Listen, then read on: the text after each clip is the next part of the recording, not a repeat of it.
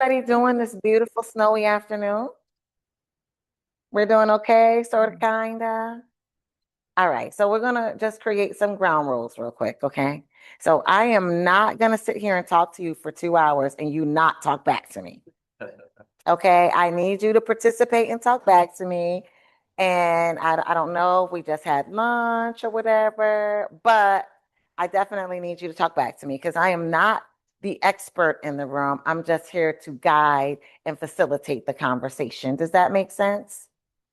Okay, so I'm Sheena Soloman. I'm the executive director of the Gifford Foundation. It's located in Syracuse, New York. We cover Onondaga, Madison, Oswego County. And we do a lot of board development, board training for individuals, and board development for our local nonprofits in our community. And I also do this at conferences and things like that. So hopefully you will enjoy and interact in my presentation style. Now, most people ask you to put your cell phones away when they're presenting, but I would like you to take your cell phones out because I would like you to interact with the presentation.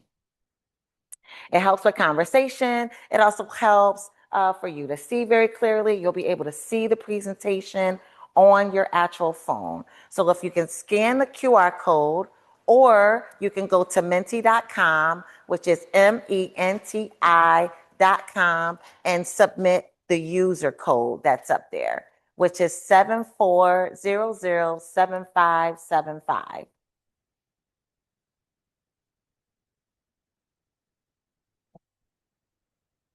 And it looks like we're doing really well currently. We got 24, 25. So in the corner, if you can see that, you can see a little head over there and it tells you like how many people and everything like that.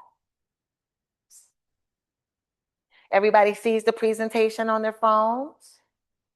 No? Oh, yes, that is correct. Yes. That is where we are. Yes.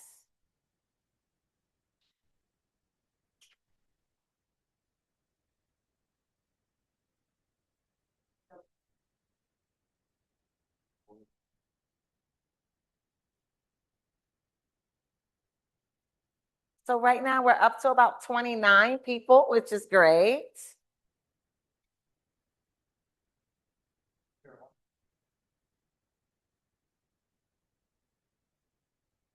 Any questions? Anybody need any help?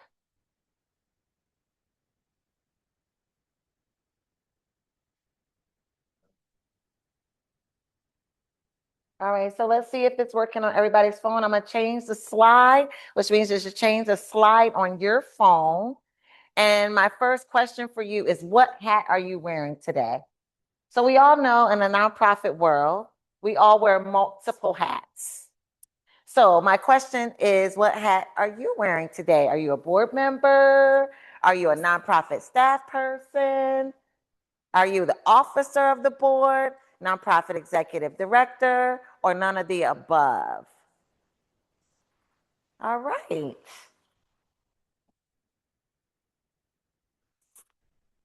Go back to the first screen. Does she need to scan the code?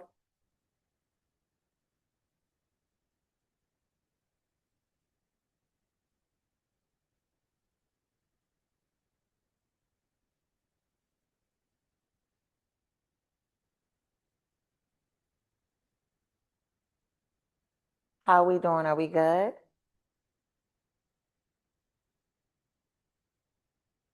We got it?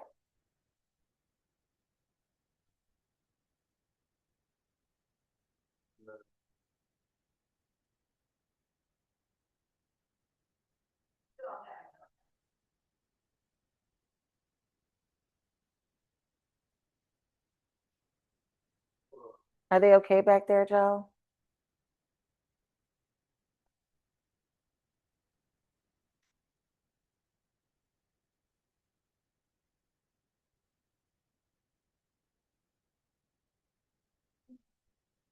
Thank you for your patience as we get everybody logged in.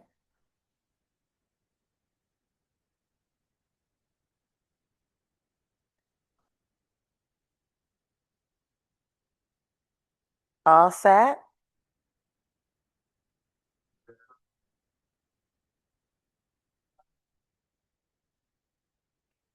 So now we're at the second screen. It should change on your phone as well. We're good. Yes. Okay. All right. So this helps me understand who is in the room. So as I said, we all wear different types of hats, right? I'm a nonprofit leader, but I also sit on, I don't know, 6 boards, I think. I wouldn't recommend it. But I'm trying to get off of some of them. I don't know what's happening, but I definitely would not recommend that. But that's where I am currently. So I sit on a board. I'm also on an officer of a board. I'm a board president of 2 boards. And again, I wouldn't recommend that either. Um, I'm making my own life hard at this point in my life, right? So we have 6 board members, 6 nonprofit staff. We have 7 officers of the board, 7 nonprofit executive directors, and then we have 4 none of the above. Is any of the none of the above in the room? So what would you consider none of the above? Okay, so you work at the planning department for the city, right? For Lewis County. Okay. Any others?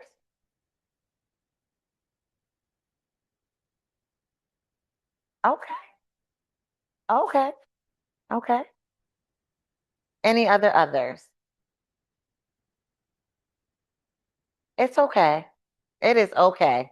It is okay. I don't know. So just so you know, this is anonymous. I don't know who is saying what, or any of that stuff. What actually makes it more easy for people to be honest, right? When we're having these particular conversations, because some of the things that you talk about are a little controversial, right? When you're having a conversation about board, because we don't necessarily want to be honest about whether we're doing a good job or whether we're not doing a good job as board of directors, right? So this way it causes no blame, but it still allows us to have a full conversation and a perspective, right? So my next question for you is, what size board do you have? So if you sit on a board or you work at a nonprofit, around what size are the boards that you either sit on or that you have? Yes, ma'am. I say just pick one. If you sit on more than one, pick your favorite. If you have a favorite, pick your favorite nonprofit board that you sit on. So it's looking like majority are 11 to 15 members, which is really great, right? That is really the nonprofit number of board members sweet spot, between 11 and 15. One, because it's an odd number, because you don't want to break even vote during a board meeting, right? And then you also want to have enough people to carry the load.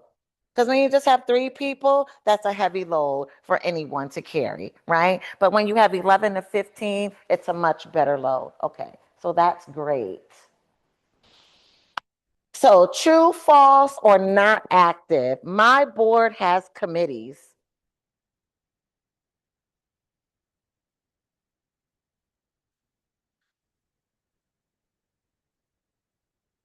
Wow, look at this. This is great. Okay. All right. So we have a couple people that are not active and some are false. Okay, so 24 said true that the board has a committee. So how important do we think that committees are when it comes to a board of directors? Very important. Tell me why.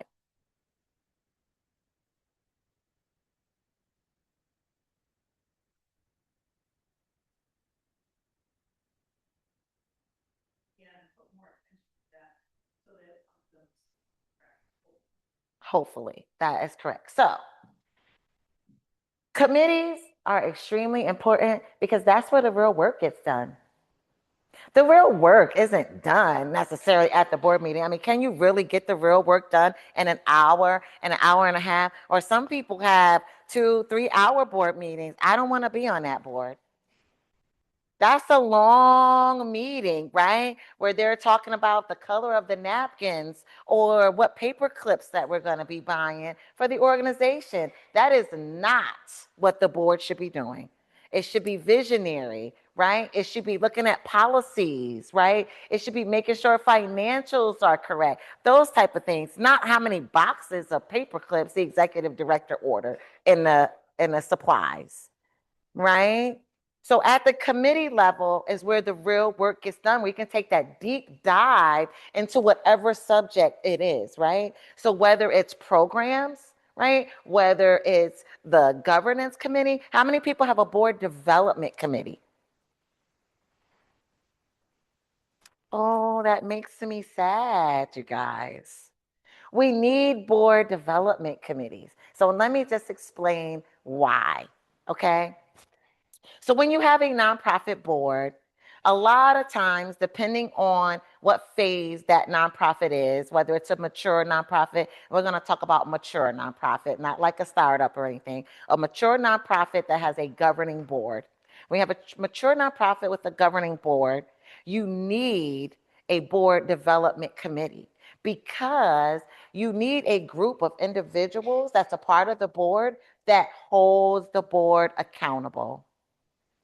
The board development committee is mine's at the Gifford Foundation is a blessing to me because as the executive director, my board development committee, I show them the attendance for the board meeting. And I don't have to call board members and say, well, why weren't you here? Why weren't you here? The board development committee does that, right? The board development committee takes a look at the committee notes and see who attended the committee meetings. Are people actually being present, right? The board development committee also says, you know what? We need to do some training. Let's have a conversation with our board regarding our bylaws, or let's have a conversation with the board about what DEI looks like. Let's have a conversation with the board, or let's all go out and have dinner instead of just meeting in the boardroom. They also do recruitment, right? What does our board currently look like, and what does the board currently need? It takes so much weight off of the executive director because at the end of the day, there's a power dynamic there between board and staff. There's a power dynamic. And that power dynamic, whether you believe it's there or not, it's there. Does that make sense?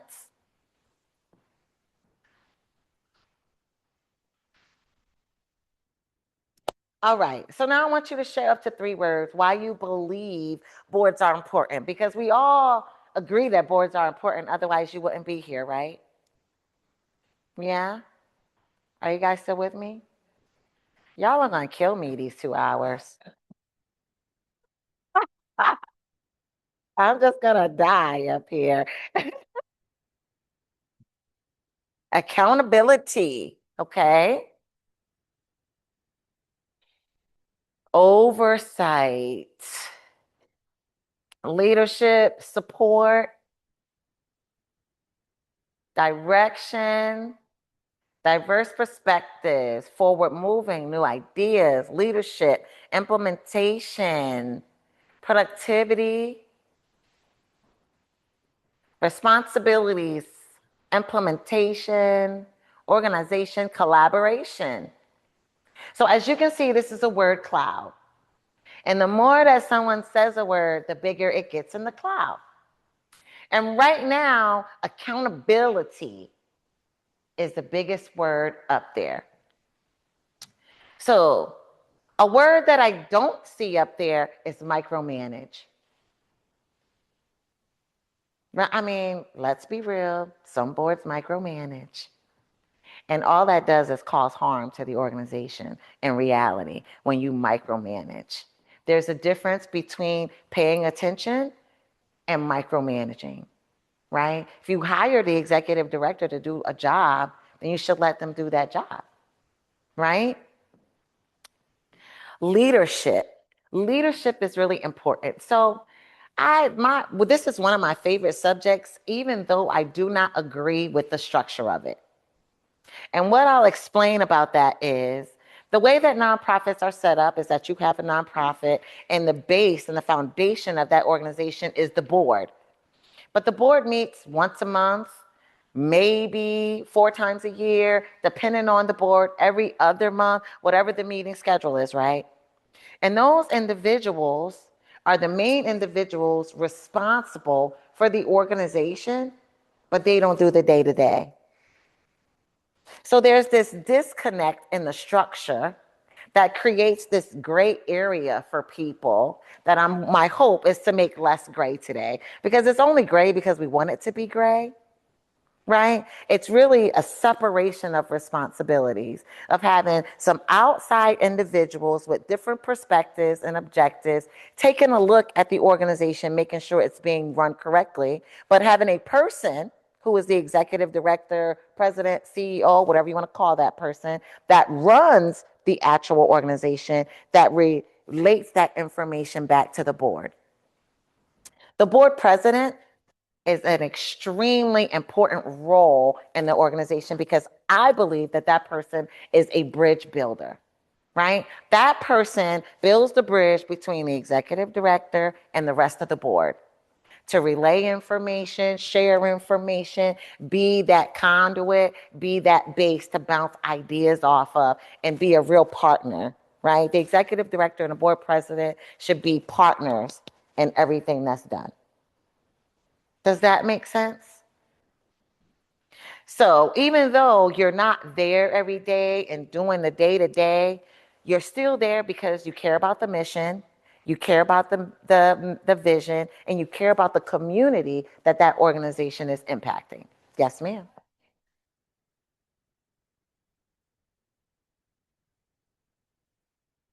It is. Yes, ma'am, and that's bad practice. And if it's a paid executive director, so it's volunteer, okay. So volunteer is slightly different, but still the the roles should be separate, because who's holding, if that person's holding themselves accountable?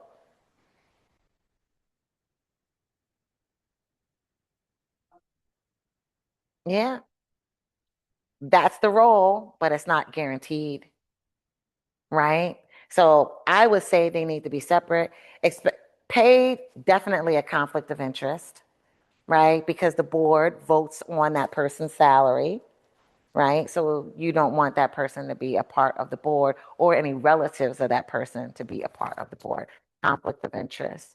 But volunteer, small organization, you see it happens for small organizations, but it's not the best practice. It should be separate. That is correct. That is correct. You still have those different officers for the executive committee. Yeah, we're new, so I'm Yes, feeling this out. yes. Sorry. Okay. They can't hear you online if I don't put this in your face. So either Oh, that, they can hear me. they can hear you. Yeah.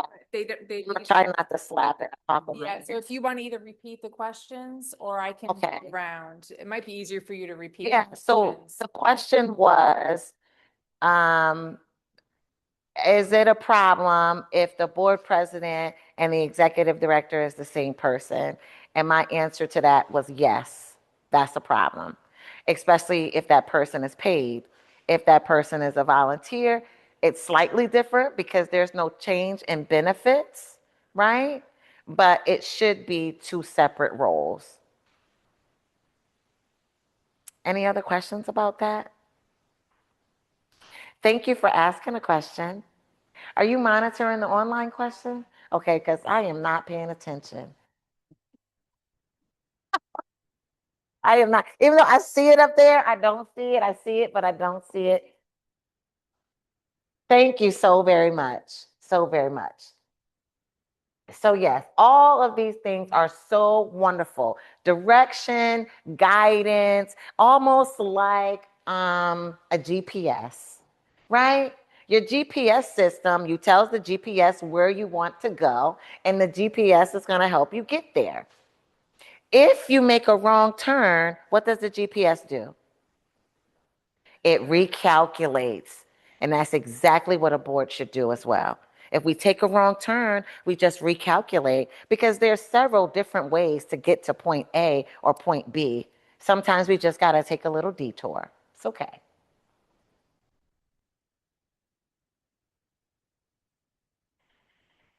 So my last question for you at the moment is, what would you like to get out of our time together? I just want to make sure that I cover any subjects that maybe I don't have in my presentation, to make sure that I cover those things. If there's anything that you're like, I really want to know about this. And if I don't know, I'm going to tell you, I don't know. But I might also send an email later, like, this is what I found out about this particular information.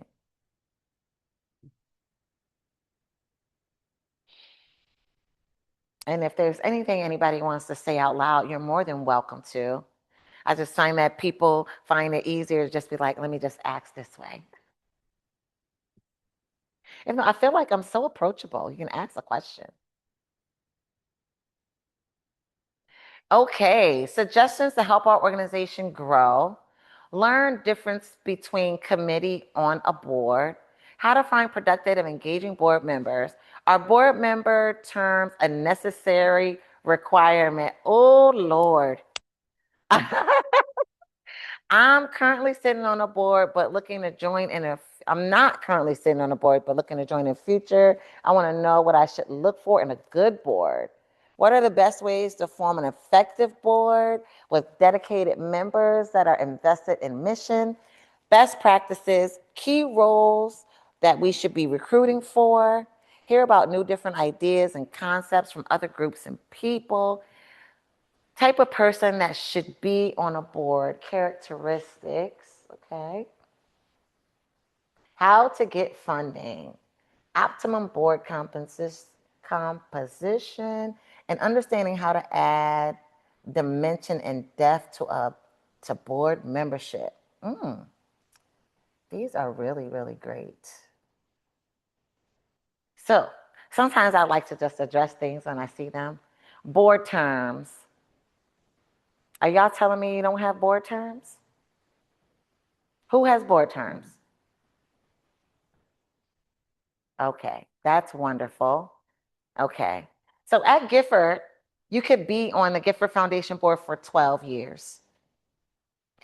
And that means that you can have a great board member for 12 years or a really crappy board member for 12 years, right? So we have 3 4-year terms. And I have gotten the board development committee to have conversations with people at the end of their term to make sure it still makes sense for them to be on the board instead of just automatically renewing the term, right? Making sure that they're still okay, making sure they're still able to participate, all of those things. Board terms are necessary. Because if you do not have board terms, then there's no way to circulate people in and out, new perspectives, new ideas, right? To diversify age, gender, all of those things, right? And it also doesn't help you change with the times. If society hasn't taught us anything, it's taught us that change is inevitable.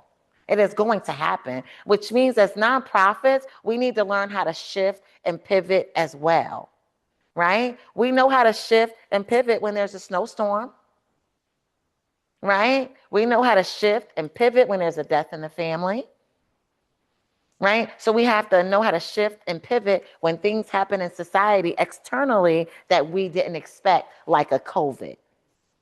Right? Nobody expected that. Nobody had Zoom. Like, they didn't have that. Most people didn't even do conference calls at that time, right? Now it's hard to get people to even come together anymore. We shift, we pivoted, we got used to it. Then we're like, oh, this is what you look like in person, Max? You're so tall. Because that little box doesn't tell you very much. I have been on Zoom for like over a year with the person and meet them in person. I'm like, who are you? I don't know. You just don't look the same in that box, right? So just learning how to pivot is really important. And term limits helps with that, right? To get people in and bring people out. And just because you're not on the board anymore doesn't mean you can't still be involved in the organization, right? Because he was like, oh my God, then I can't. Yes, you can. You can volunteer your time. You can give your money, We don't want, right? We don't want to talk about that, right? You get time, money, and talent. You can still give. And you don't have to be a board member to sit on a committee. You can sit on a committee as long as you want to, right? As long as the committee chair is a part of the board. That's all that matters. But non-board members can be on committees. Any questions about that? Are y'all like, yeah, this is good, or can you shut up now? Okay, all right. Yes. At the Gifford Foundation, how are you and your board developing committee prospecting for future board members? And has that approach changed for you at all in your time as the EP then? So the approach has changed. I gotta repeat the question. I'm sorry, people online, my bad. So the question was, I'm probably not gonna say it as nice as Max said it, but how does our board development committee recruit? Is pretty much what you're asking, right? Okay. So recruitment comes from other board members making suggestions of who they feel would be good on the board. They also ask me who in community have we worked with that we think would be good on the board. But what we actually do is we have a board diversity grid that shows gender, race, age. It also shows religion, and it also shows your career, like what you actually do for a living, and then like your accessibility, right? So can you access the mayor? Can you call the county exec? What type of access do you have in community? So we look at that. And then we also look at the list that people give us. And we keep a running list. And sometimes we're like, you know what, let's try this person on a committee because we're not really sure, right? And then we also interview. We interview, and I'm in the interview as well as either the board president and the chair of the board development committee. We do an interview. We also have a board expectations document. And that board expectation document goes to everybody that is a possible prospect. And that board expectation document tells you exactly what our board will expect of you if you become a board member. So it says we have 6 meetings. We expect you to attend them. We expect you to be prepared. You are expected to be on a committee, participate and attend the committee. We expect you to attend Gifford events. This is how many events we typically have a year, right? Those type of things. We expect you to provide us with your talent, right? So if you're a lawyer and Sheena has a legal question, she should be able to call you, right? Those type of things. So that's what the board expectation document says. And they have to read that and sign it before we even put them on the board for a vote. We look also at what does our committees need? And that's really what we base it on. So it's like, you know what? We really need more people for the finance committee. We need to find a CPA or somebody who understands investments. Gifford is a private foundation. We live off the stock market. Thank God I don't have to fundraise. Not yet. Don't make any suggestions to the board about that. Okay? Because it's not anything that I want to do.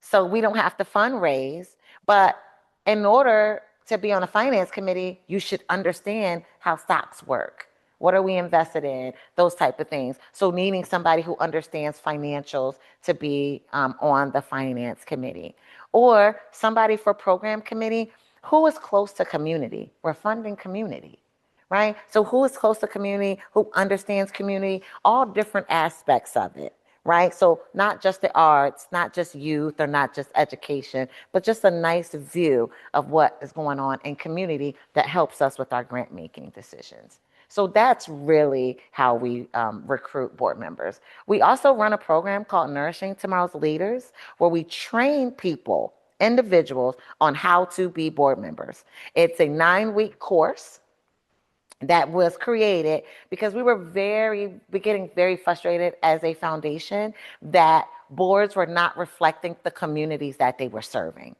And boards would say to the foundation when we fund them, well, we try to find people who reflect community, but we have a really hard time.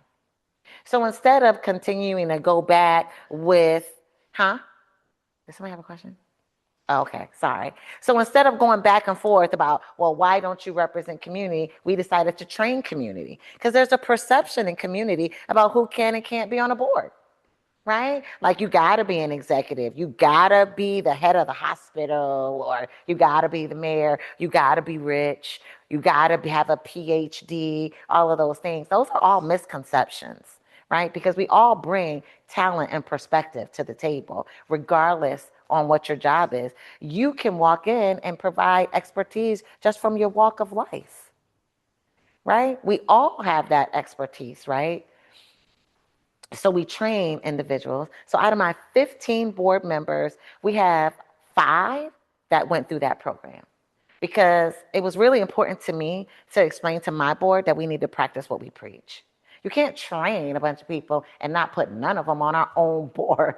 Just doesn't make any sense, right? So we have 5 board members that went through that program that have been really great assets to us in community. You're welcome. Any questions? Okay. So on here, it talks about characteristics of a board member. And the main characteristic that I would look for in a board member is dedication and who has time. Time is really important because this does take some time. 99% of nonprofit boards are not paid. We're volunteers.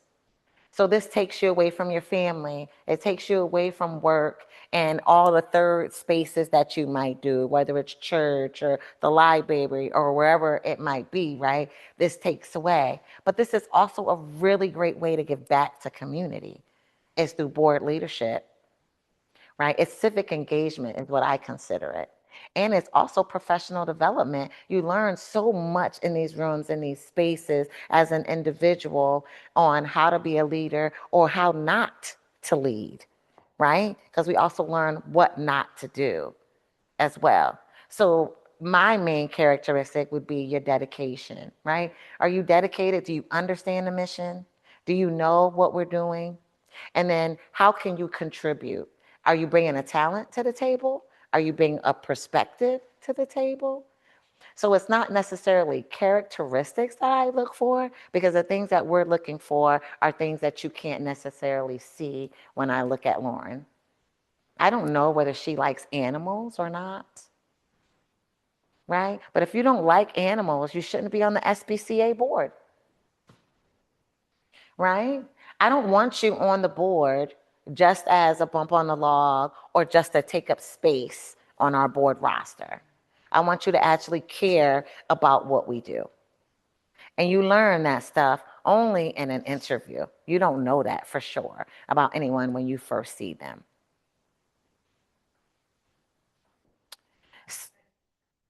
Yes.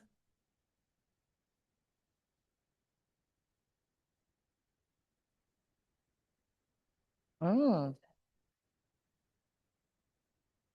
that's wonderful. I love the test drive theory. Yes, that's really important. How do you handle confidentiality during the test drive?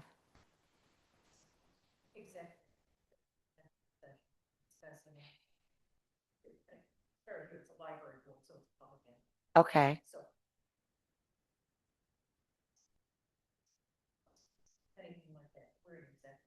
Okay. Makes sense. Yes, ma'am.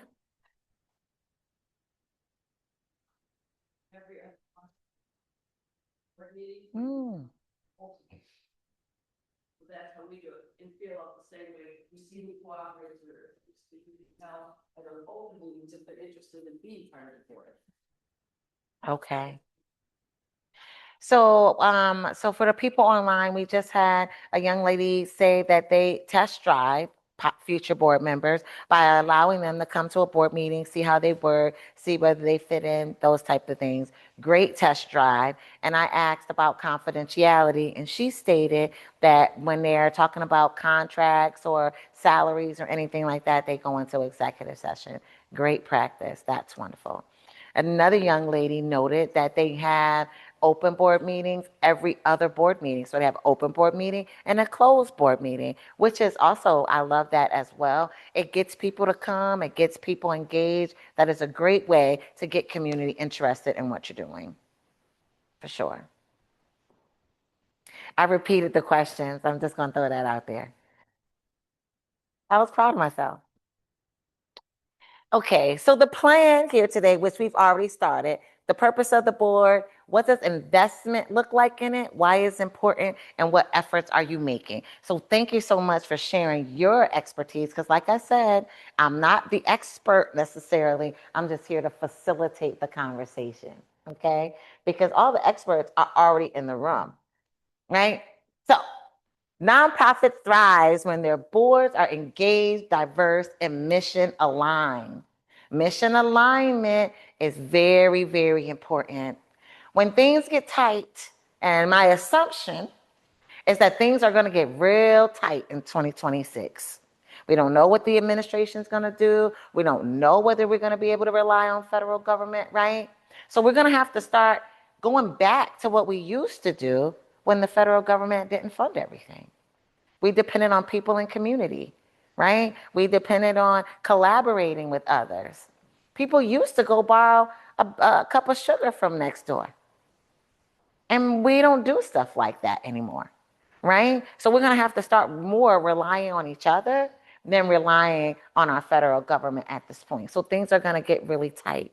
That doesn't mean step away from your mission because somebody's offering you $10,000, right? That's mission creep. And that gets really scary at times. It's like, well, we need this $10,000 grant, but they want us to work with teen moms, but we're working with dogs over here, right? Like it just doesn't align. So staying aligned with your mission is really, really important, regardless on how hard times become, okay? Boards provide governance strategy and community connection. I think that people forget about that community connection part. Because when you're sitting in the boardroom and you're having these business conversations and you're making sure that the budget is right and did you submit the grant and making sure staff's doing what they're supposed to do, we forget who we're all even around the table for.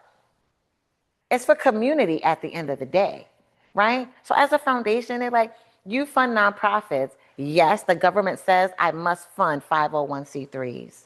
But as far as I'm concerned, those 501c3s are a conduit to what community needs, right? So it should be about community at the end of the day.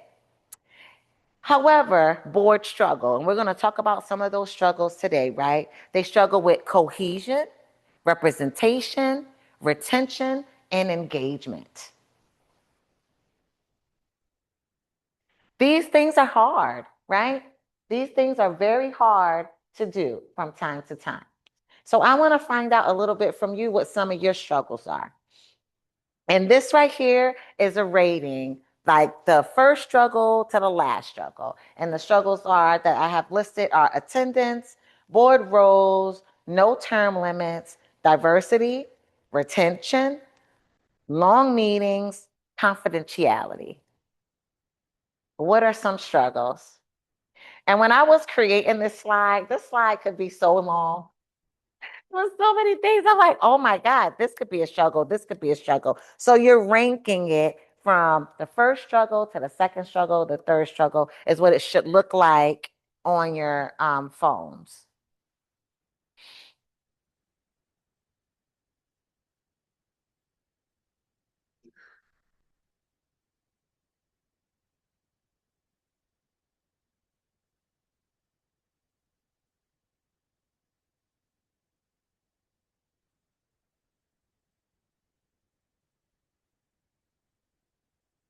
Okay.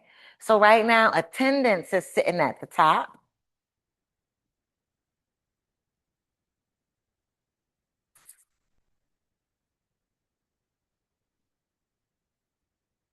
Okay.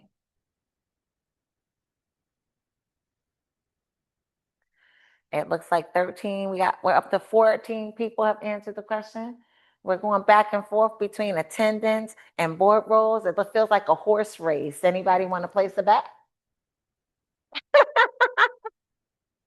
No, nobody wants to place a bet. There's no casino near here.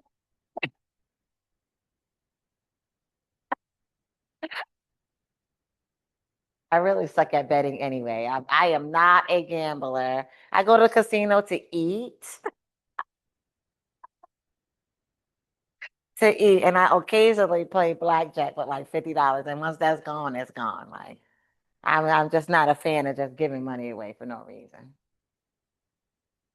Okay, so it looks like attendance is at the top here. So can we talk about that for a second, right? So are we talking like people are not showing up? Are we talking we struggle with quorum? What are we talking? Anybody want to share? And we have quite a few board members who come. And out of that, we might get 8 or 9 of us that are pretty solid. 8 or 9 of us are always there. And the rest of them who have some of these other qualities that we want, connections and things like that. Oh, sorry. Yeah, no problem. But some of us who have some of these other board members have like really necessary components. Mm. And it's unfortunate when they can't make maybe 2 or 3 meetings in a row because we can't pull from them or ask them for things that we're trying to work on. And so it slows down the process of putting anything else into play. Mm. Okay. And do you think that they're not there because they're too busy? Are they not there because of the time, the location, the day? That would be a hard answer because no one really gives, maybe that's a good questionnaire form to hand out at the next board meeting. To see maybe what the problem is, but we do have differing of all of those things. We do have different places, different times each month. And we do have a letter that goes out asking if those times are available for everybody. Right. So, So you're saying they're different each time? They're not consistent. So like the third Wednesday of the month at 12 o'clock. we try that. And that didn't work. We shoot for that. We try that. Okay. That's what we shoot for. And then we're like, is everybody okay with that day? And look for the more responses. And then Okay. try to either stick with that or readjust if necessary. Okay. So the question was, in the bylaws, do you have an attendance requirement? I'm not exactly sure. I'll have to check into that. It's a great question. I do remember, I'm only 2 years into this board. So Okay. I don't know everything, but I'm just observing what's happening. And, we have a much older generation of people that are still on the board. That other term limit thing might be a really great conversation to have soon. Because we need active humans that have strength and yeah. energy that are like willing. They're willing. It's just that they don't have the energy. Yeah. Like there's nothing wrong with blessing and dismissing people. There's really not. Thanking them for their service and maybe finding a different way for them to be engaged. Just not in this specific spot is what I was trying to say out of my mouth. That's all, right? There's people who just feel like they're not involved, or some people have founder syndrome because they were there since the beginning. And founder syndrome, we probably need cocktails for us to have a conversation about that, right? Because it's a real thing, right? When you create this nonprofit and then it grows into this thing and it is your baby, right? But good leadership says you got to pass the baton eventually. You have to. That's what good leaders do. They train their replacements. You want to pass the baton off to someone eventually, right? So this attendance piece, right? Sometimes people become complacent. And we don't want to become complacent, right? Sometimes it's the place that the meeting is at. Sometimes it's the time, sometimes it's the day. And every year we do a survey of our board. Like, is the third Wednesday at 8:30 a.m. still okay for everyone? Because if you have term limits, new people are coming and going, right? So it might not be the best time for everybody anymore. I have a few board members that's like, I got to put my kid on the bus at 8. That's why I don't get here until 8:40 every time we have a board meeting. I don't have that issue no more. My kids are so grown, y'all. I got grandkids right now. Okay? I have grandkids. So I'm not putting no kids on the bus, but whether I have kids or not, I still don't even want to be up at 8:30, you know? So it's like that, those things are important. So just thinking about that, why? And then also that board development committee that I talked about earlier, right? They can address this. It's other board members holding other board members accountable, not Sheena being like, well, why weren't you there? Right? It's other board members saying, how are you? Are things going okay? We missed you at the board meeting. Just want to catch you up on it. Like, do you plan on being at the next one? Like, is everything all right? Blah, blah, blah. We found out that one of our board members had cancer and was in chemo. And we didn't know because maybe it was something that they didn't want to announce at a board meeting, right? So things happen and life is always lifing. That's not gonna stop. We just have to figure out how to work through all the things that life throws at us, right? So that attendance piece. Diversity. Diversity is probably one of the main issues on nonprofit boards because most of us have 11 to 15 people. How do you continue to make that small group of individuals represent the communities that you serve? Right? And I'm talking about geography, I'm talking about perspectives, I'm talking about job titles, socioeconomics. It's probably the one thing that nobody talks about. Nobody talks about socioeconomics because you want all the people, all the top tier individuals, the elite to be on the board because they have access to people and they have access to financial resources. However, there are people in community that also have access to human capital, right? Human capital is also really important. Like we talk about, how much we're worth, but our net worth, but our network is just as important, right? The network is just as important as your net worth because who you can pick up the phone and call is important as well. And even though if you're not able to sell a $3,000 table at a fundraiser, maybe you can get 10 friends who can create that $3,000 for you, right? So just thinking outside the box about what diversity looks like, because age is a real issue on our nonprofit boards. And when I train young people to be on boards and they go sit on the board, they're like, well, they don't listen to me. You can't invite people to the party and not ask them to dance. Can't do that. Right? Like, oh, come on and join the board. We want diversity, but sit over in the corner while we handle the business. No, that's not cool. Can't do that. Right? So the young people are getting really frustrated in these spaces because they're sitting on boards with people who want to do the same thing because it's the same thing that they've always done. How's that working out for you? It's probably not. And you just don't want to admit it. Right? So that issue. Board roles, we're going to go over that. Retention is not that easy, or it's way too easy because they want to stay on the board for freaking ever. Right? We don't need you on the board forever. Forever is a long time, guys.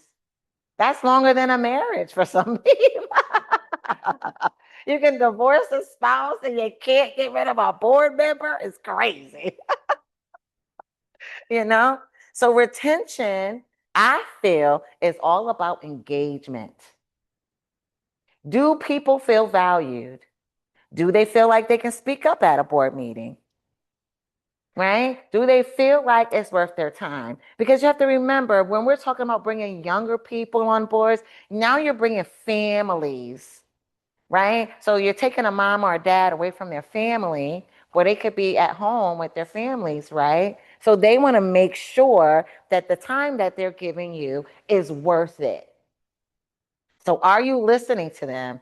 Are you mentoring them? Are you helping them be a part of that executive committee one day?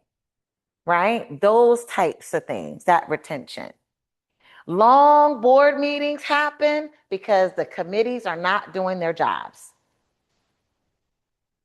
It is just that simple. You have long board meetings because committees are not doing their jobs.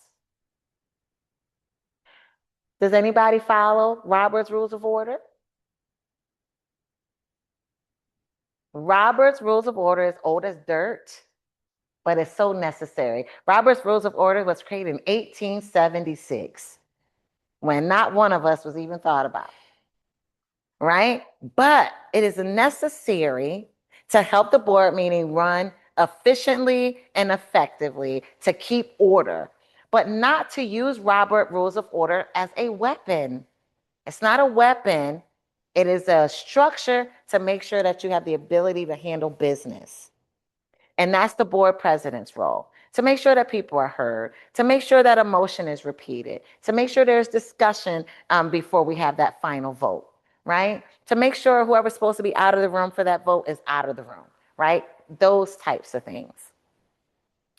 And then we have no term limits. I think I beat that up enough. I feel like y'all know how I feel about term limits. So I'm going to leave that alone. And then confidentiality. So Watertown is small.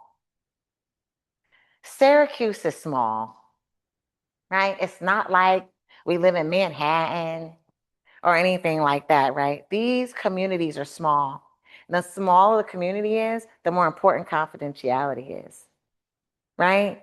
That means you can't be talking to your boo and having pillow talk about what happened at the board meeting. That's a no-no. You also can't be at a restaurant having conversations with your girlfriends over wine. Talk about, oh, girl, that nonprofit, their executive director, they can't even find $1,000 in the budget. You don't know who's sitting over there, who's sitting over there, or who's sitting over there. You cannot discuss those things, right? So confidentiality, super duper important. And I'm so happy to see it on the bottom of you guys' list of struggles. Of course. Confidentiality. Would that be the president of the board development committee to address that with that board member? So if you do have a problem with confidentiality, it will be the board president needs to have a conversation with that, Okay. right? Yeah, the board president. Not that we do, but I mean, it's just, it's, you know. Yeah, it basically happens. Yeah. It happens. Like, how many of you guys sit on a board that have a parking lot meeting? Oh, are you telling me you don't know what it is or you don't want to admit it? It's a I like her. I like her a lot. Yes. It is. So parking lot meeting is when you have a board meeting and then everybody leaves to go home and they standing in the parking lot talking about the board meeting. They saying a whole bunch of stuff that they should have said in a board meeting, but instead they want to talk about it in the parking lot how is that helpful? Who is that helping? It's not helping anybody, right? Like the thing that I hate the most sitting in a board meeting and you say something, I feel like you're this person that says something, then after the board meeting, people's like, I'm so glad you said that. Like, well, why didn't you feel like you could say it? We're all equal here, right? Or, oh, I wish I would have said, well, why didn't you just say it? If there's an issue, if I'm sorry, when I'm in a room and there's an elephant blocking my view, I need to talk about this elephant. We need to talk about it. But nobody wants to talk about the elephant when clearly our view has a barrier because there's an elephant here. But nobody wants to talk about the elephant for whatever reason, right? So that is really important. If there is a breach of confidentiality, the board president should address that immediately. And because we all live in small communities, we all know things spread so fast. If there's a sale at Walmart, you know about it. And if somebody did something they wasn't supposed to do at Walmart, you probably know about that before the sale, right? Y'all don't have to agree with me. I know it's right.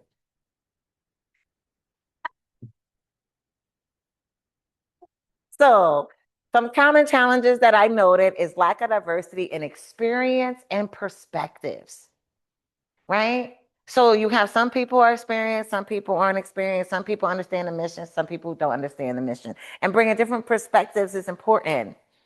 Uneven participation and disengagement. The 80-20 rule is not good on the board. It shouldn't be 20% of the board doing the work and 80% on the board list, right? It should be more 50-50 or more 70-30, 70% doing the work, because to expect 100% to do the work is not necessarily realistic, right? But the 80-20 rule is not right at a board or in a relationship. I'm just going to throw it out there because we all know about those, right? But boards are relationships. All of this are relationships, right? Limited understanding of board roles and responsibilities, and insufficient community representation. So all things that we talked about are all common challenges on nonprofit boards. My board has a diversity challenge.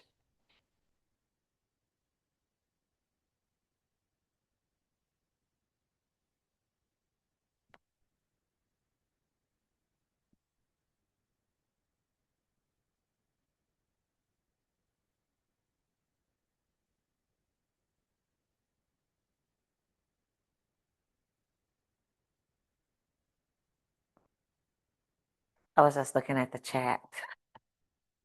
Like I don't have it up here. I'm looking at.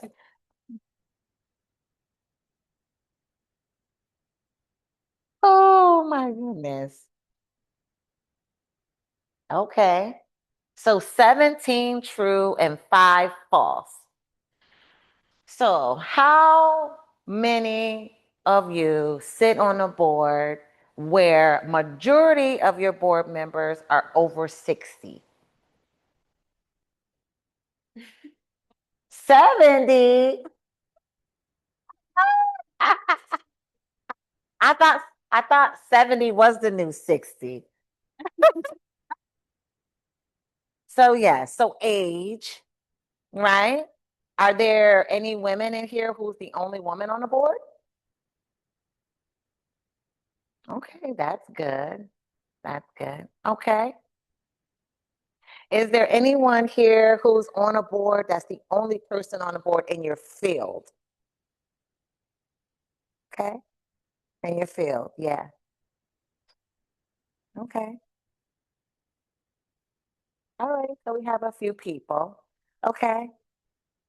Does anybody else want to share any other type of diversity concerns that you guys have? Because I might have a solution.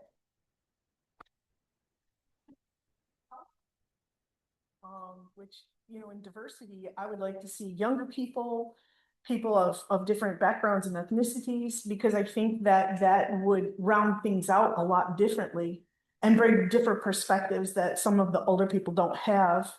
And some people are like really comfortable in the shoes that they've been in for a really long time. I don't think that they'd be against it. It's just that they're not doing anything to help bring anything like that in. Yeah. So, does anybody know the demographics here? How many people of color live here? That's a challenge. It's Mm-hmm. it's definitely a challenge. Yeah, I mean, because if you don't have people of color who live here, then you can't put them on your board. Right, right. So that, but if you have some,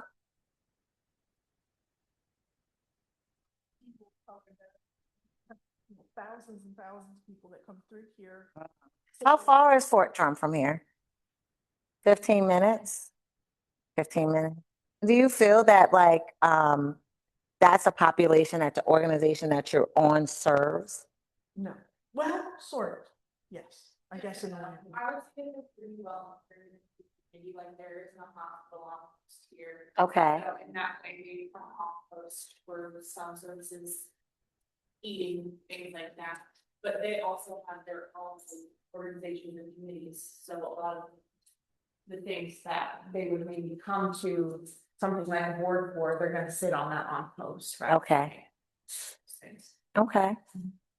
Okay, makes sense. Okay, so I'm gonna repeat what I said a little bit earlier, is that when we're talking about racial diversity, you can't expect that if that's not what the community reflects, right? So you shouldn't expect that. We cover Oswego County. Oswego County does not have a ton of people of color in Oswego County, so we don't expect their board to have that type of diversity. And when we have conversations about diversity, that's the first thing that comes to people's mind. But that's not the only thing. You got to look at your community and see what your community diversity is, not necessarily what the world's diversity is, if that makes any sense. You don't want to put a person of color on a board just to have a person of color on the board, right? Because then that's tokenism, and that's not the worst thing in the world, right? I've had people tokenize me.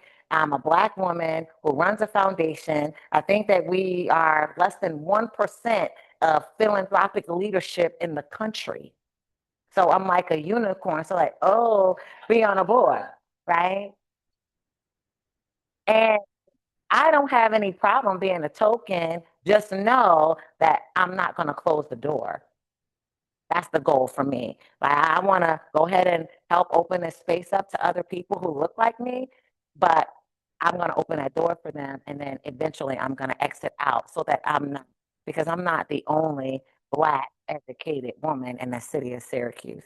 And you can look at the city of Syracuse board of directors, and there's like literally like the top 6 Black women that everybody chooses to put on their board. It's so annoying, right? It's so annoying, which is probably why I'm on 6 boards, right? So we have work to do, and I talk about this work on a regular basis, but all I'm saying is that the reality is you can't put something on a board that doesn't necessarily exist. And you shouldn't do it just to do it. You should do it because you serve that population, is what my message is. Does that make sense? Yes. Because it's a small town, right? And we understand that the town looks like the people who lives in it, right? So that's what the board should also reflect, of the people that live in it. But I know that there's young people on the board, and the average person on the board shouldn't be 70, right? That part. Yes, ma'am. Younger people on the board. What would be your suggestion on how to go about doing that? What have other boards done, to try to help to say get, mothers, fathers, Yeah. people on the board versus older folks who are retired and have more time? Right. Yeah, because retired people do have more time. So the question was, how do you engage younger people to be on the board? So I'm going to be completely honest with you. When I am interested in engaging younger people, and I still consider myself young, I, I literally, the first people I go talk to is my children, because they are young people. My oldest child is 32. Right? So I talk to him. My son is a Syracuse firefighter. That gives me a whole access to a whole group of individuals that I would not normally have access to. Right? My other daughter works at Krause Hospital in Syracuse. That gives me access to a whole nother group of people that I wouldn't have access to. Right? I also talk to them about what young people are doing. Like, what are young people doing? Like, how come you're not on a board? How come you haven't taken mommy's board leadership class? Right? Why haven't you been to the class? Oh, mom, we've heard it several times. I could be on a board if I wanted to be on a board, is what they tell me, because they've heard the spill so many times, right? My youngest child is 22, and she's been in meetings with me since she was like, I don't know, 7. So she could probably beat me if she wanted to, really. But that's the first thing I would do. The other thing I would do is I would look at other leadership development programming. We have Leadership Greater Syracuse in Syracuse, and I don't know if you guys have a group like that here, but that tends to draw in younger individuals in the corporate world. And those are sometimes the hardest people to get. That's why engaging with that group is important. When we're doing Nourishing Tomorrow's Leaders, we partner with Leadership Greater Syracuse so that we can get access to those groups of individuals who want to give back, and they work at jobs who want to give back to community, but they just don't know how or where to go, right? It's also, have you guys had like a nonprofit, like fair or meet and greet? Where people can actually come, learn about your not-for-profit, what you do, and how it works. Because we do like health fairs for people to say, this is the service that we provide to you, but we don't really open our doors to say, come in and learn what we do and how we do it, and have open houses and things like that. That is also a way to get people engaged. Because it seems that younger people rather just be like, you know what, I'm gonna give you $20 on Christmas. Right? When there is so much more that they could be doing if they really understood the service that you provide in community. Was that helpful?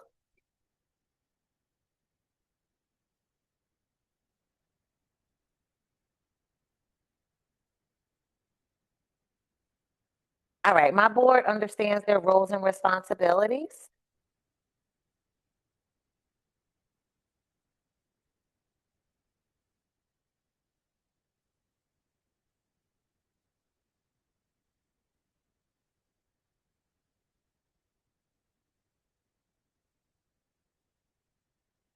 Wow. I love it when I put something on a survey that I don't think people are going to choose and then they choose.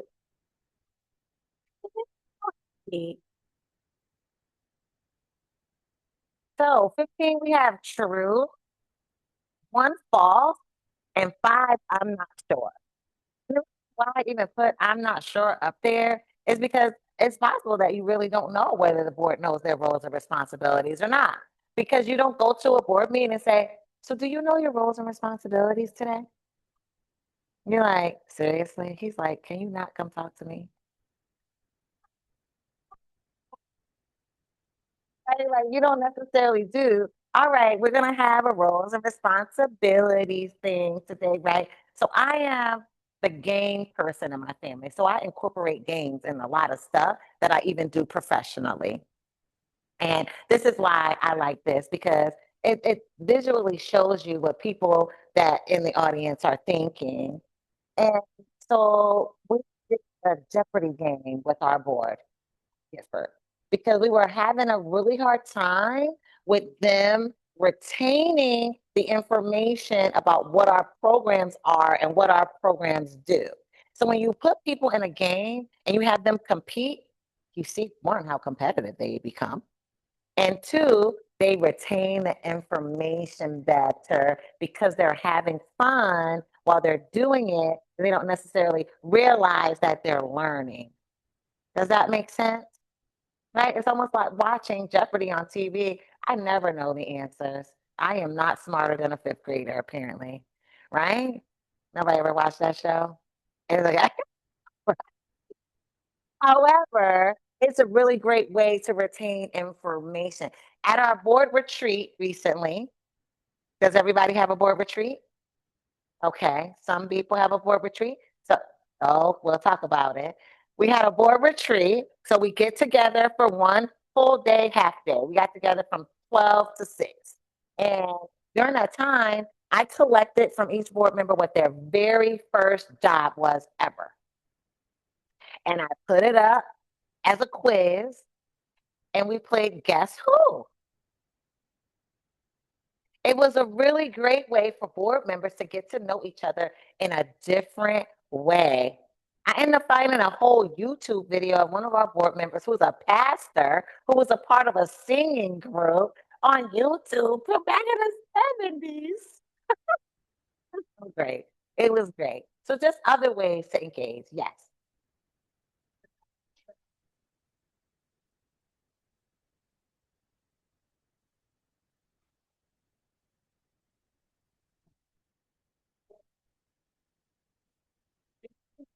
Okay. So there's a question, how do you learn to be a board member? So there are some trainings out there. So we do trainings, right? There are some trainings out there. There's also resources like I think it's called Blue Avocado. There's also ICON, the New York Council on Nonprofits is what that acronym stands for. They do training. They have a great board training line. They also come in and do board development and train as well. So there are some aspects. There's also DIY, do it yourself, Google, right? Take a look at it, right? What do board members do? And it doesn't answer all of your questions, but it does provide some questions on what it is to be a board. Not a lot of people know that you're fiduciary and legally responsible when you're on a board. And you should not be on a board if they don't have D&O insurance. Because if something happens, then you as a board member is responsible and liable for that, particularly if you're not doing the three duties that New York State says you must do, which we're going to go over in a second. So those are some of the things. But to be 100% honest with you, most people either sink or swim. They jump in the water because they love dogs and they want to be on the SPCA board. So I want to be on the SPCA board. So I jump in the water. And you are at the board meeting confused for like a year to just really get an understanding. Okay, what's happening here? Why are they voting? Why is this important? How does the structure actually work if nobody actually told you about it? And when you're being interviewed as a board member, they most of the time don't even ask you if you've ever even been on a board. And that's my first question. Have you ever been on a board? And what habits have you gotten that we need to get rid of? Because you learn some bad stuff. It's like being in a relationship. You enter in your second relationship with the same baggage you left the first relationship with. Words are no different, right? They're really no different.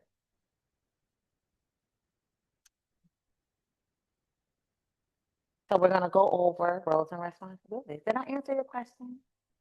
Yes. Okay. That was a yay. All right. Okay. So I create this slide because, like I said earlier, people see board that there's like this gray area, but there's really not a gray area. This is very clear. Who is supposed to do what, right? So you have the CEO. They lead, big picture, strategic direction. They're building an understanding of the board of the agency, what the agency does every day. What does it look like? They comply with policies. They report to the board, right? They tap the expertise of the board and their contacts, and they build relationships with the board. This person is the person that represents the organization when they're out in community, whether they're on or not. And I think that sometimes we forget that, particularly when you live in a small town, you're always on. You're always on. I can be at Wegmans. I could be at a doctor's appointment. I could be at the gym. I could be at the bar. Yes, I go there too. Right? And somebody wants to come and talk to me about Gifford. Do I look like I'm on Gifford time right now? I'm not, but I'm not going to say that. Right? Always give people a few moments of time and then I say, let's email and let's get together and meet so that I remember the conversation. Because you have no idea how long I've been sitting at this bar. Right? So when I got here, like 9 o'clock, I've been here since, yeah, right? So that type of thing, the CEO is always on. And unless you've been in an executive director role, you have no idea what that feels like. Okay. And you don't have very many board members that have an executive director experience. So they really don't know what that executive director is doing or what they have to go through every day in that job. The best thing that ever happened to me was getting a board president that was also an executive director. She's been my board president for the last 2 years. She's done at the end of December. And yes, I want to cry. Yes, I've tried to find every loophole in our bylaws to get her to stay as a board president. But it's not possible. So it's fine. Fine. I'm going to get over it. It's going to be all right. Right. But that helped me so much because she understood what it was to lead an organization. Okay. And the pressures that come with that. As an individual board member, you are responsible to be prepared and participate. When I say be prepared, that means read all 1,000 of the documents they send to you before the board meeting. And I hope they send them to you in a decent amount of time, at least a week ahead of time, at least 4 days. At least give you, at least send on a Friday, your meeting's on a Wednesday, you have the weekend to take a look at it, those type of things. If your board is sending you board information the night before, that's a problem and a conversation you need to have with them. That does not give you enough time to be prepared for the important decisions that you need to make. Okay? So to be prepared and to participate, share your connections and influence. We talked about that networking, right? Working knowledge of the organization. It's important for you as a board member to know what the organization does. The 3 T's is time, treasure, and talent. You give your time, you give your treasure, that's money, and you give your talent, whatever that talent may be, whether you're a CPA, whether you're really good at knitting, whether you're a lawyer, whatever it is, right? Share that talent. You're an ambassador, which means you shouldn't be in an elevator talking bad about the organization that you're on the board for, because it's going to get around. You are the person that's helping the community have trust in the organization that you sit on the board for. So you are an ambassador for that organization, and you are there to consult and advise. That's what you're there for.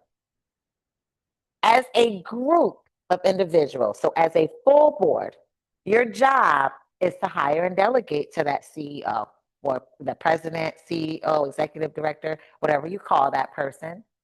Approve the plans, approve policies. Okay? And I'm not necessarily talking about HR policies, right? I'm talking about like how are checks cashed type of policies, like that financial stuff. What structures are in place, right? So that you have clean audits. Because the audit isn't necessarily coming in to see if you're stealing money. They're coming in to see if you're following your own processes and procedures. That's what they're coming in to check. Monitor performance, right? Not micromanage, monitor performance. If you have a question, ask the question, right? If you have a question, ask the question. Something doesn't feel right, I believe in intuition. Something doesn't feel right, say, you know what, this doesn't feel quite right to me. I have a question about this. Why haven't we seen the financials in 6 months? WTF?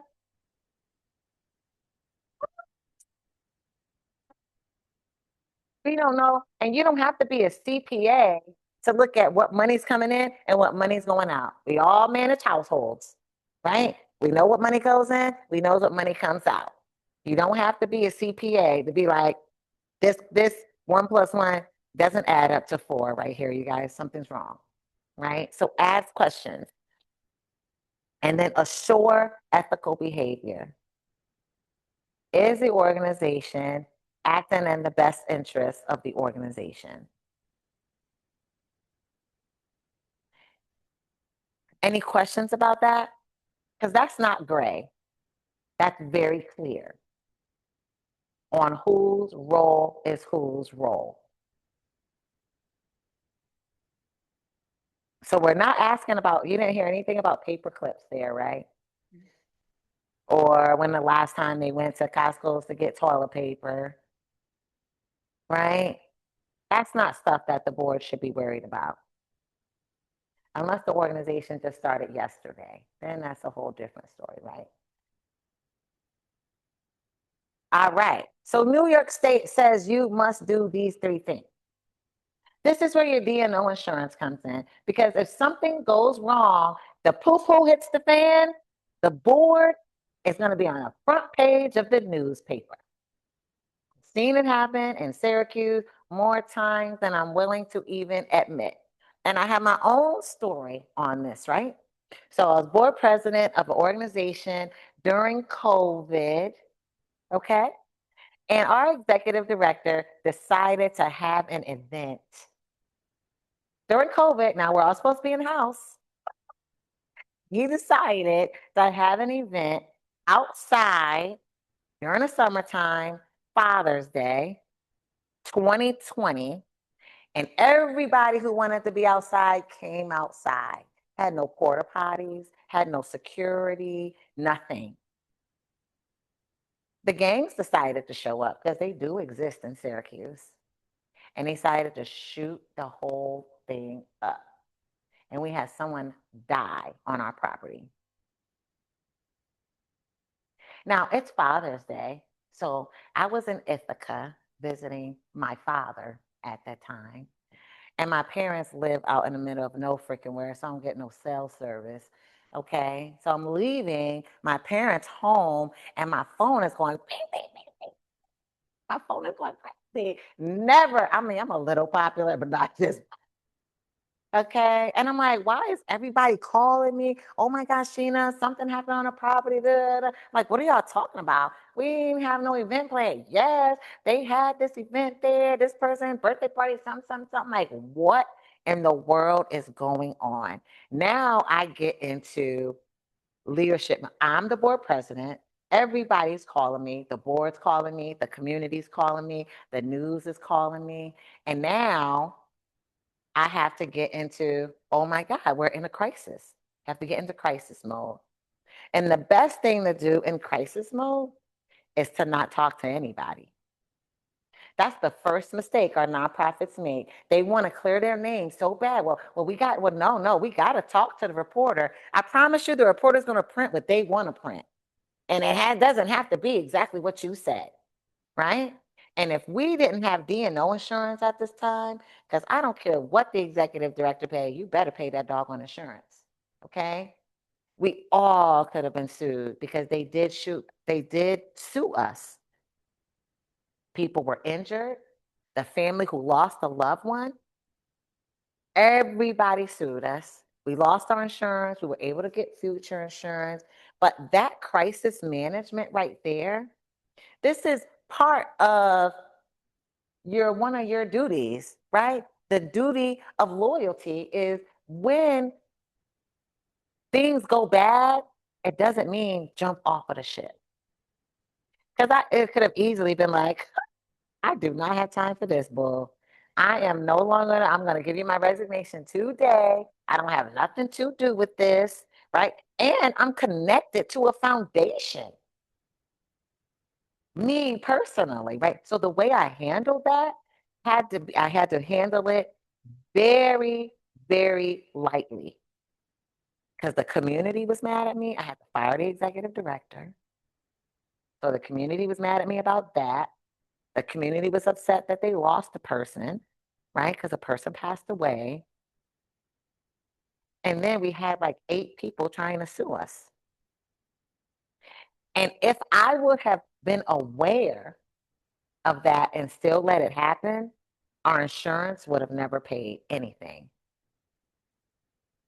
I wasn't aware of the event. They didn't have permission to have the event. It was during COVID. We were all supposed to be in the house. We weren't even supposed to be outside anyways, right? So these duties and that insurance is really important because at the end of the day, I didn't do anything. I wasn't at the event, right? But when the poo-poo ran down the hill, it doesn't run down the hill. It runs uphill. And I don't know who made that saying that it runs downhill because it sure don't. The buck stops right at the top, whether I was there or not, to handle that crisis management. So we put together a crisis management team. We're gonna let things die down a little bit because things do die down eventually. And then we started to do some outside work and rebuild community and all of those things. And that took a while. That took a while. And quite frankly, that happened in 2020. The organization never really fully recovered. Never really fully recovered because we also do rental properties and things like that. And COVID hit us hard during that as well, when people didn't have to pay rent. So these duties are really important.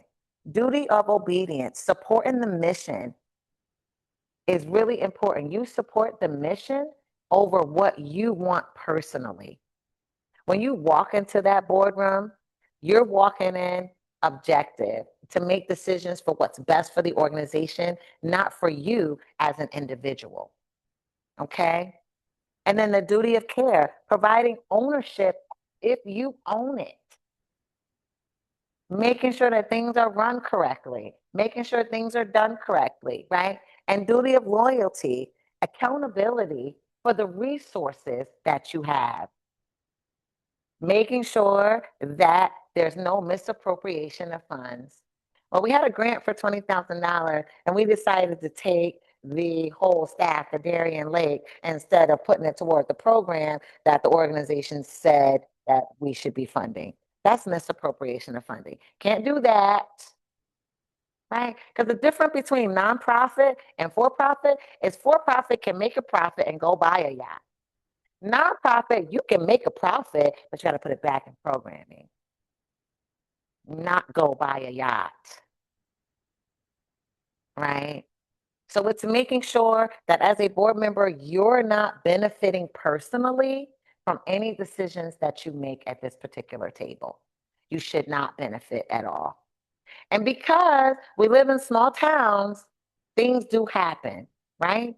So you could have somebody on your board that has I don't know, a construction company, let's say, and there needs to be construction done at the organization. Can that person bid on that? They can, as long as they go through the same process that everybody else goes through. And they have to step out for the vote. There has to be a fair process. They cannot receive any special information.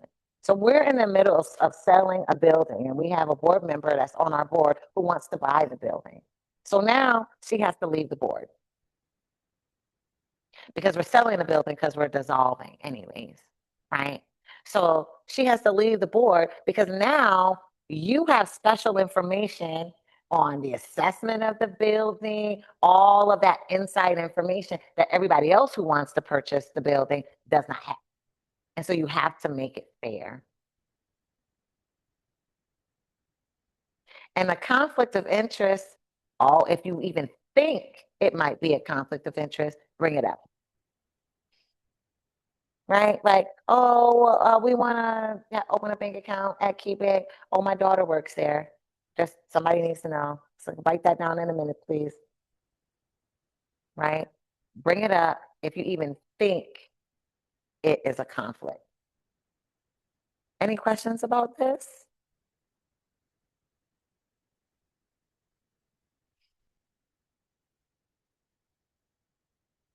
All right.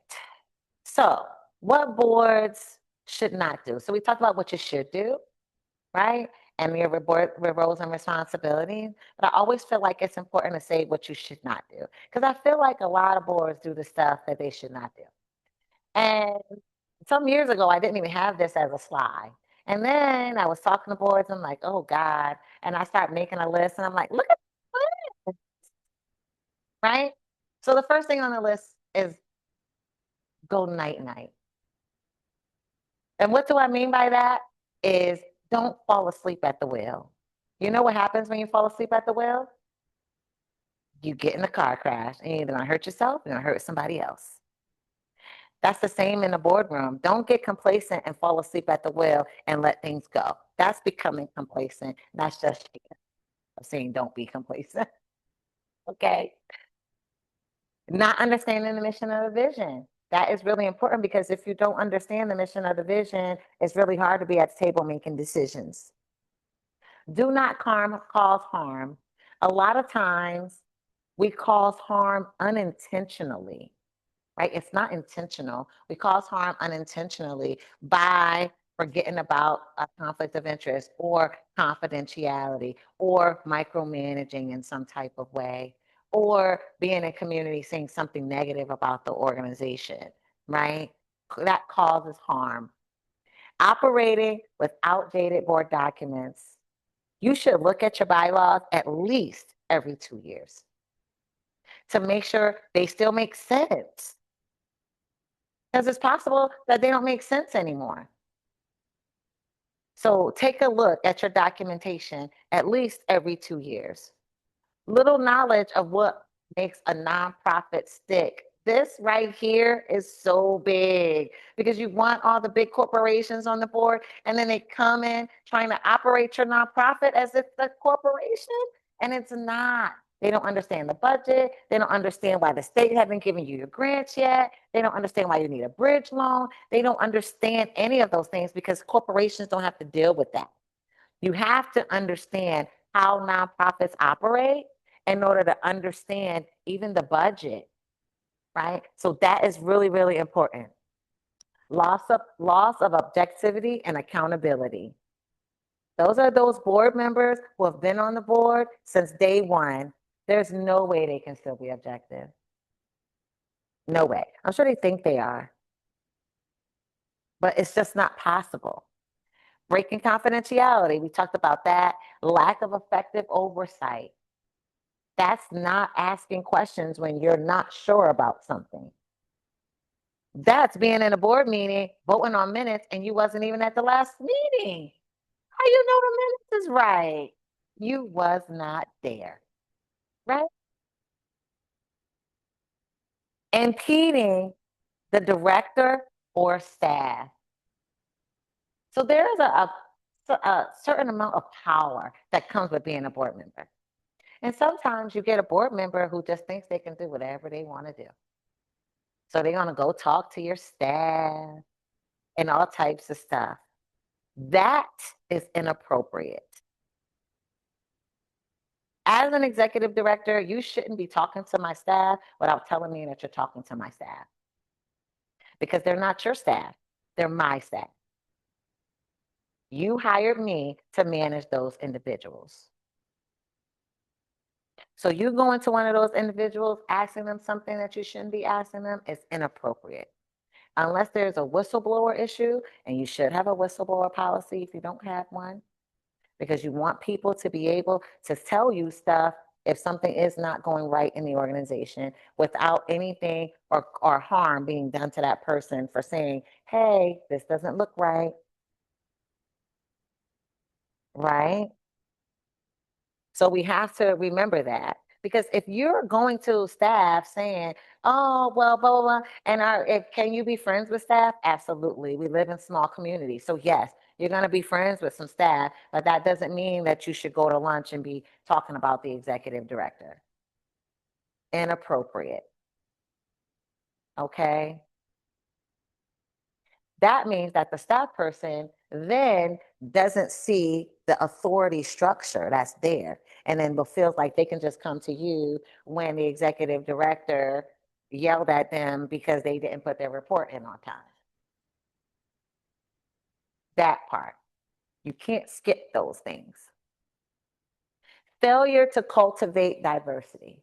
And we have talked about this a lot. Like, what does that look like? That looks like what I said earlier. Don't invite people to the party and not ask them to dance. Because that's not right to them or you, quite frankly. If you know you don't want them there, what you inviting them for?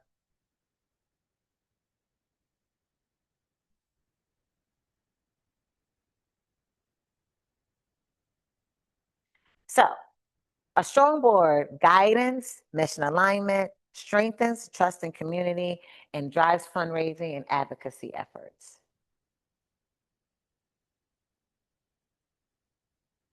My board is intentional when it comes to board development. keeping an eye on the time.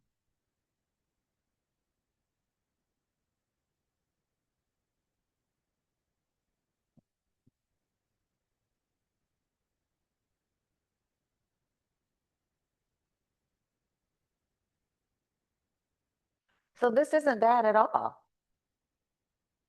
This isn't bad at all. Just like anything in life, you got to sharpen your tools, right? Things change, policies change, government changes, our communities change, the mayor changes, the county exec changes. All of these things change that are external and out of your ability of control. So it's really important to make sure that you continue to sharpen all of your pencils to make sure that they're ready, right? So sharpening your pencil is sharpening your board, right? Making sure occasionally you do some type of board training or you provide some type of board assessment. How well are we doing? And so I wasn't sure if anybody does evaluations and stuff here. So I bought some for you. It's front and back. It's a board self-evaluation, right? How are you doing as a board member? How is the board doing? And something that you could bring to board meeting, share with other board members and things like that to make sure that you're sharpening your tools, right? You can ask everybody, do you know what the 3 things that New York State says we must do? Right? And if they don't know, then hey, that's the conversation that you guys should have. Do you guys know where our funding comes from? Sure. Right? I got one for these two. There you go. Right? So some of those types of things, right? Sharpening the tools. You guys being here today and online virtually, right? This is you saying you want to sharpen your tools. This is you saying that board development is important. This is you saying that I take my responsibility as a board member seriously, right? Because it is serious. Just like any profession, I go to conferences to find out what's going on in the foundation world. A dancer continues to practice, practice, practice, practice, right? It's very, very important to sharpen those tools in your box to make sure that you're staying relevant on top of everything that's happening. And in order to do that, we need to be intentional. Intentionality is the key word here, right? Intentionality is the key word, right? So invest in structured recruitment and onboarding. What does it look like? Do you have a board orientation when you bring somebody on, right? To show them the bylaws and the financials, what programs you guys have, introduce them to the staff, introduce them to the executive director, provide regular training and leadership development. And even if you're not providing it, tell people the resources that's available in your community, right? What's available for training, set clear expectations on a board because there's enough hidden rules in life. There's all these hidden rules. When you were at Thanksgiving, there's a hidden rule of who is allowed to carve the turkey. Can anybody just get up and carve that turkey? And if they do, the family looking at them like, who you think you are? Because I promise you, if somebody walks into my Thanksgiving home and makes macaroni and cheese and it wasn't me, my family's going to tell them to get out. Now, y'all know mommy makes macaroni and cheese. Nobody else makes macaroni and cheese. Where is that rule? It's a hidden rule. You can't have hidden rules for boards. You have to tell them what you are expecting of them in order for them to actually do the thing. No hidden rules, right? Celebrate success and recognize contribution. A lot of times we forget to celebrate. We got to celebrate, right? Don't forget to have fun. The board meeting doesn't have to be so serious. It doesn't. You can have a little bit of fun, right? Create social space. So this time of year, everybody has a holiday party. So at Gifford, we decide not to have a holiday party. I take my team out to a holiday dinner, but for the board, we have like a New Year celebration. Let them go ahead and do all their Christmas parties, holiday parties with whomever they do it with. Gifford won't add to that. Instead, we get together in like January, February, and have a New Year's toast together instead at a location. And sometimes a board member offers up their home and we go there.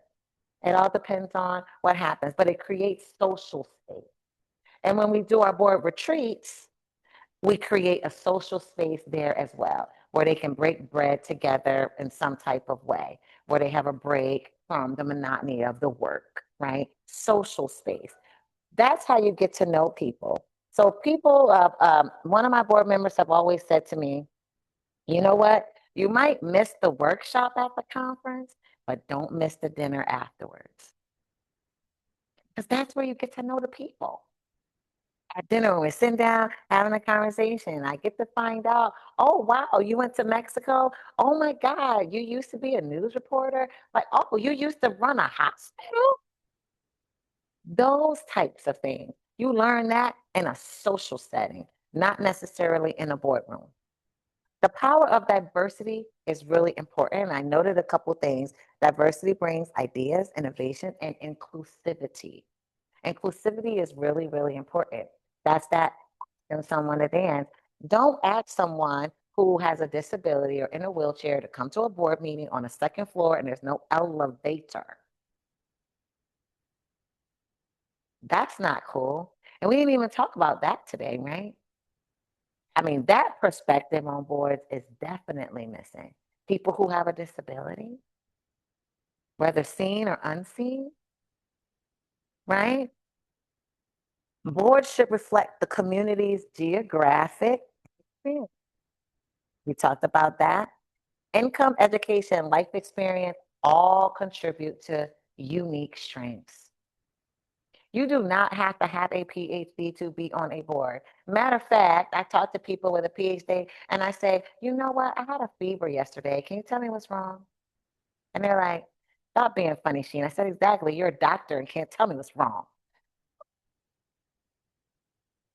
Right? Like it is not necessary to have that to be on a board, right?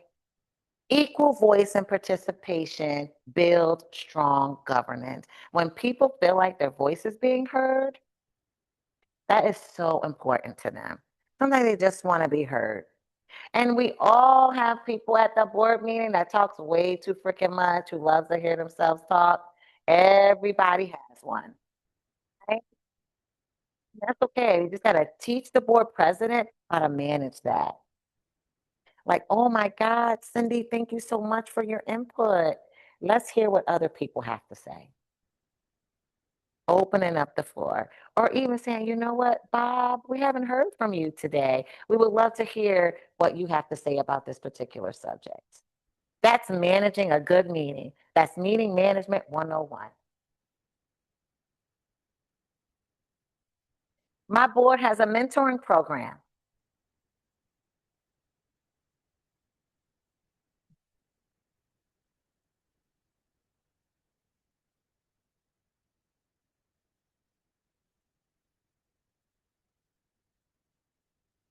One true so far. Three kind of. I love it.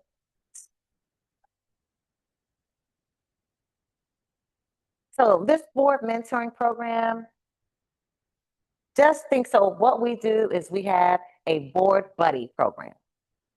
Simple program. When you bring on a new board member, you connect them to a seasoned board member. And that board member, nobody's monitoring this, by the way, okay? It's do it yourself type of thing, right? And can you call the person, make sure that they're okay? Maybe have a conversation with them before the first board meeting in case they have any questions, so they feel more comfortable when they come to the first board meeting, right? So a person that person can contact if they have questions.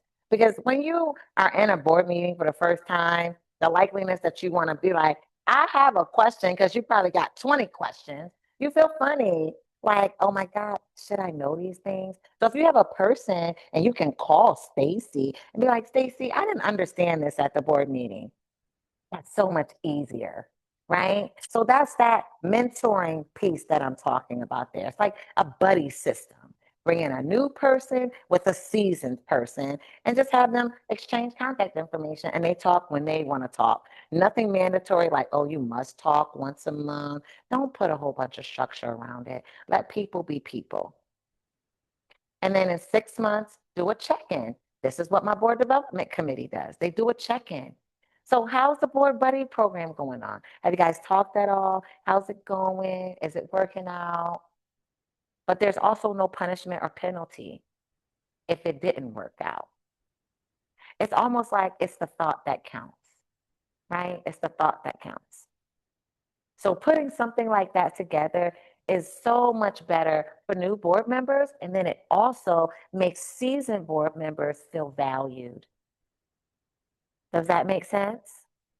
So it works on both sides. Oh, geez, what did I do? So recruitment and investment. Partner with community-based organizations. We talked about that a little bit earlier. I said partner with Leadership Greater Syracuse and other leadership-focused organizations looking for board members.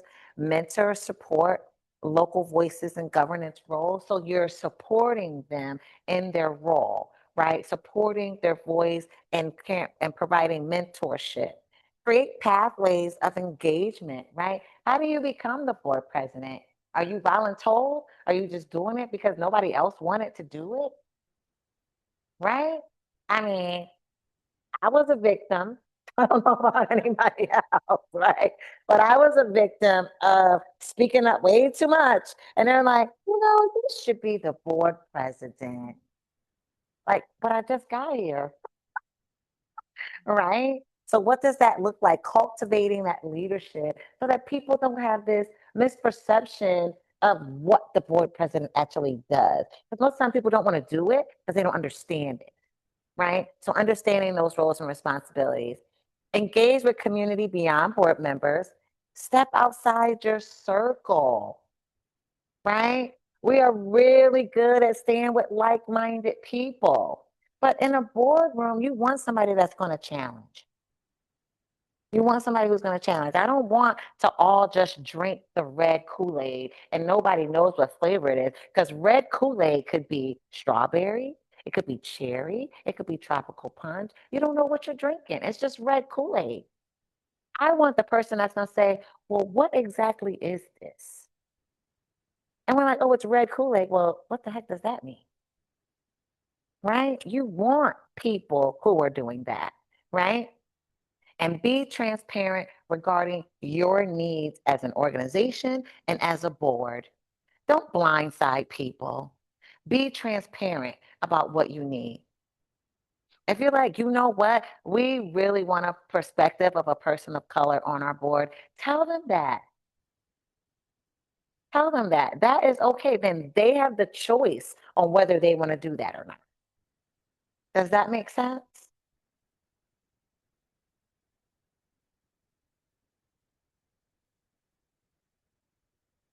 So our board uses a self-assessment tool. I did give you guys one. Like 6 minutes. I can't believe that. Can y'all believe our time is almost up? Some people are like, yes, thank God. Some people are like, no, not really. So, okay, so not a lot of people use a self-assessment tool. So that document that I gave you is simple self-assessment tool to ask some questions, and then you yourself determine how you can do better in those areas, which is the second sheet where you can write down, these are some areas that I think that we can do better as the board, right? And what that looks like. Oh, Lord have mercy. I'm clicking too fast. So cohesion and success, right? Trust and respect among board members is really important and very hard to develop because when you have multi-generations, some generation feels you earn respect, some people feel like you automatically get it. but respect is really important. Encourage open communication, align with goals. The balance of a third, and a third. I always suggest that a third of your board are community, right? People who maybe used your services before, understand the services very well, community. Then a third of skill and talent. That's the lawyers, the accountants, the people that bring a specific skill to the table. And then a third of influencers. Those are the people who can call the county exec, the mayor, and things like that, and can open doors and find grants and stuff like that for you. So a third, and a third is a really great balance. Conduct self-assessment. Do it at your retreat. Have a retreat. It's not that complicated. Find a day, find a few hours, come together and talk about the mission, vision, and making sure that you're all aligned, because you can't do that at just a regular board meeting. Provide continuous learning opportunities, mentorship, and promote transparency and celebrate progress. Okay, so I'm going to come to my final thoughts. Oh, I'm so proud of myself right now. I got 4 minutes. 4 minutes. Okay. So my final thoughts. Strong boards don't just happen. So I don't feel some kind of way. I feel like, oh my God, my board has so much work to do. It is okay. If I want to lose 20 pounds by 2026, it is not going to happen, people. Because I swear to God, I'm just going to eat whatever I want to eat. You got to be intentional. It's not just going to happen overnight, right? You're not going to get rid of the board members that's been there forever overnight. It's a process. It's a process, right? Diversity, inclusion, and community engagement are key pillars, right? And we talked about this. Diversity is what it is in your community, right? Not what Syracuse looks like. It's what Watertown looks like, okay? And the county in which you live in. You have to want this. You can't just wish that it's going to happen, right? You actually have to want the change and then create an action plan to make it actually happen, right? There is no I in team. As a board, you are a team and there's no I in it. All right? Create the plan. And at the bottom there, it says you invest in everything else. Don't we invest in everything else. We invest in ourselves. We make sure we look good. We buy our clothes. We get our hair done. We invest in ourselves. You invest in your home. You buy a new hot water heater when you need one. You paint it when it needs to be done. Right? Then you should invest in this as well. It takes time, it takes money, and it takes effort to make these things happen. But the number one thing it takes is to actually want it and to be intentional about it. Intentionality is the key.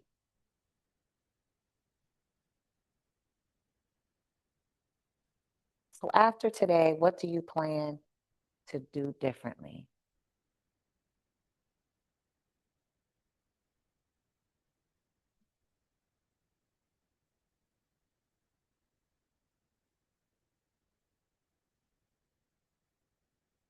And nobody better say nothing.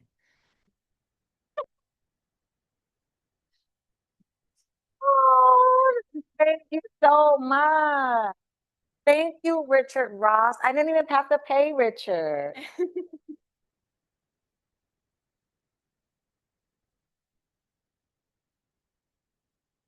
Review the bylaws, develop a whistleblower policy. Yes. Share the information with other board members. Share information with board members. Board evaluation. Write a board expectation document. Plan a fun social activity to start a meeting. I love that. Create a retreat. Implement the buddy system. Discuss term limits. Please do. And don't be mad when people don't want to talk about it. It's okay. Keep it on the agenda. They don't, you talk about it today, they didn't like it, bring it up again next time. Right? They still don't want to talk about it yet. Bring it up again next. Just keep bringing it up. Keep bringing it up. You don't stop telling your kids not to talk to strangers because they're not listening. Keep bringing it up because it's important. It's important. Review the bylaws, develop the expectations in a mentor program, encourage strong board orientation, and build confidence from the start. I love it. I love it. I love it. Check insurance coverage. Somebody said E and O. It's D and O. But yes, check that insurance. It's for real. It's for real. I recommended bylaws, board retreat, work on board members, guidebook and recruitment, more check-ins. I love it. So now what? So now what, right? What does change look like? Anybody ever read the book, Who Moved My Cheese? It's an old book, but it's still so relevant.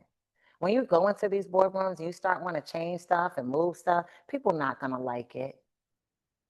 And guess what? That's okay. They don't have to like it. They don't have to be comfortable, but it's necessary in order for the organization to stay relevant. And times today where funding are being cut and foundations are stepping back, your organization is very important that it's relevant. And the board can help make sure it stays relevant. So thank you guys so much for your time today. Oh, yes.